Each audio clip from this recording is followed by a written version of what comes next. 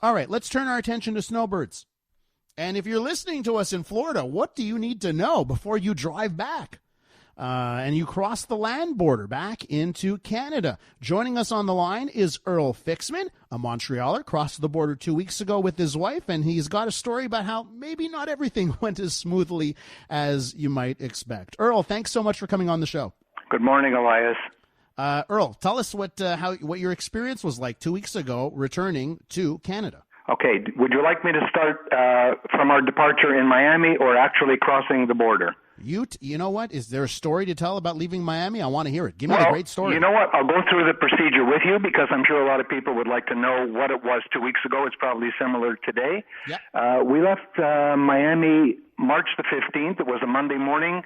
We had our COVID test scheduled for 8 a.m. on Monday morning. We had to cross the border within 72 hours of that test. Mm-hmm. So at 8 a.m., we had the test done.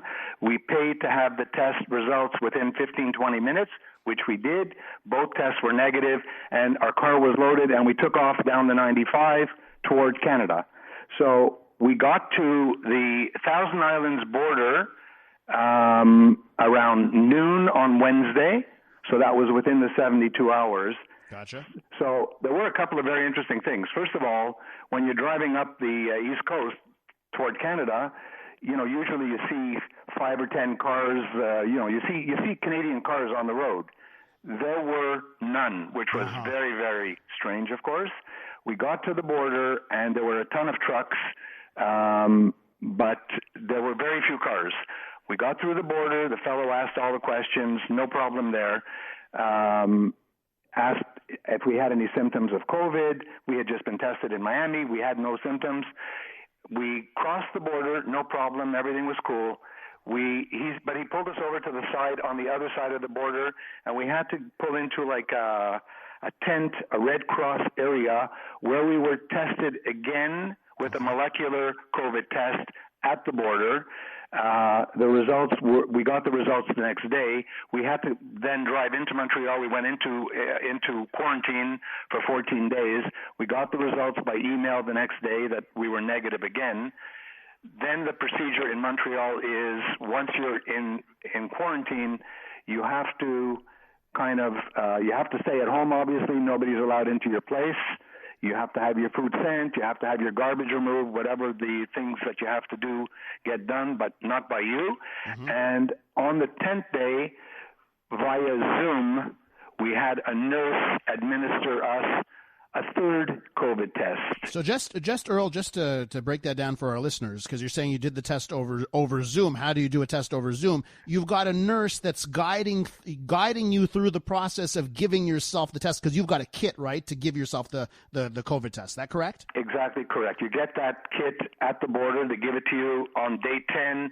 You Zoom in on a site called Switch Health, which is no easy feat, by the way, because there could be 800 people waiting in front of you to see a nurse. Wow. We probably started around 250 the first time we tried, and once we got down to like 85 people waiting, we got disconnected. It's a bit crazy and demoralizing. We had to start again. You just have to keep at it. You get a knack for it, and eventually we got through with the nurse. My problem was the nurse who took my test actually didn't register the result online. So when we did send in the 2 results for my wife and I via Purolator to the Switch Health in Toronto, it showed that my wife's test was being processed, but mine was not registered properly by the nurse. So that was another whole ordeal we had to go through, trying to reach people at Switch Health to get it to show that the result is registered and is being processed. Eventually, it got done. It happened actually on day 15 for us as opposed to day 14. And you're not allowed to leave your home until you get the all clear. If it goes 20 days, it goes 20 days, just the way it is. You just got to wait till that all clear. We are with Earl Fixman, a Montrealer, just crossed the border 2 weeks ago with his wife, returning back to Canada after you spent the winter in Florida, Earl. That's correct, the whole winter? No, we did not. We left on January 24th. We flew down specifically because we own property down there, and we were able to get COVID, the vaccine scheduled for my wife and I down there. So we flew down. The day after we got there, we had the vaccine. 3 weeks later, we had the second vaccine. We got the Pfizer, and then we had a few things to do down there, and then we drove back. I didn't want to deal with the COVID hotel, so we just drove back from Miami to Montreal. Earl, the question I have for you, let's bring it back to when you get to the border.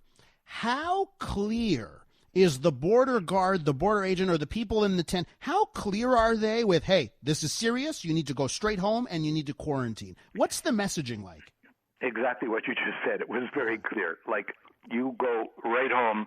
Do not go out. By the way, I forgot to mention, before you get to the border, you have to register on a site called... it's called ArriveCan. Okay. So that's it's on your iPhone, ArriveCan. The day before you get to the border, you need to register all the details on ArriveCan. When you get to the border, the ArriveCan app pops up automatically when you show your passport to the border guard. And then once you get to your home, the ArriveCan monitors you daily through an email, which you have to respond to for all of the 14 days. Gotcha. Earl, so you're vaccinated. You said you and your wife are vaccinated. We are. Earl, give me the on a scale of 1 to 10, and would you do it all over again? How the experience was coming back to Canada? It's kind of a slippery slope. It's kind of, you have to navigate the thing, and you have to plan it well. This is very, very important to, particularly with regard to the 72 hours to get to the border. And if you're far from the border like we were at Miami, it's a drive. But would I do it again? The answer is definitely yes. And would I be vaccinated again? I encourage anybody to be vaccinated. It's just my opinion, but I just think that we need masses of people to be vaccinated to get around this problem. So I would say yes, and yes to everything.